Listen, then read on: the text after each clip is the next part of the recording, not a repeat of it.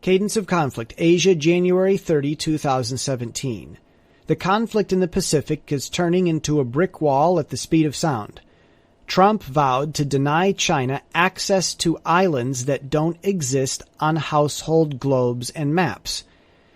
China is run by a party that has never lost or won in its 70 years of existence.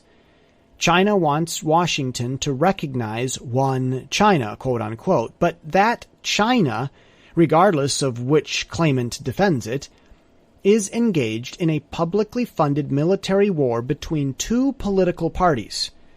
There are two versions of quote unquote China, officially, and no one knows which version to believe since neither warring party has declared victory in their 70-year war.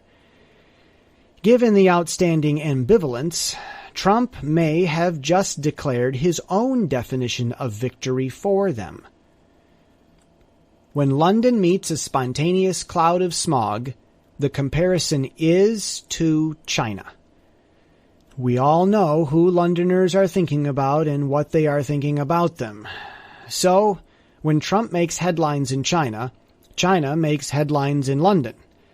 Just as election recount is linked to U.S. Democrats and unfair press is linked to U.S. Republicans, 4 topics link to China in the Western mind: pollution, economics, military, and territory claims.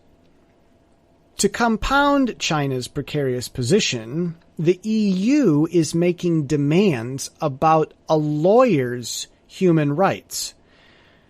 The lawyer was reportedly tortured.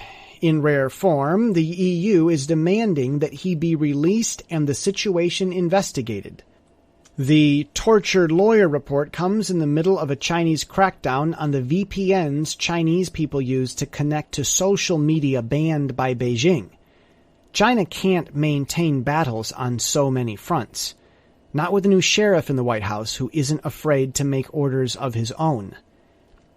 That deal where the Chinese were going to pour money into Hollywood? It's had a few wrenches thrown into its gears. It's funny how the Chinese block media in their own country, then their investment in American media also gets blocked. In a more roundabout way, of course. And that's the cadence of the conflict already seen in the Pacific.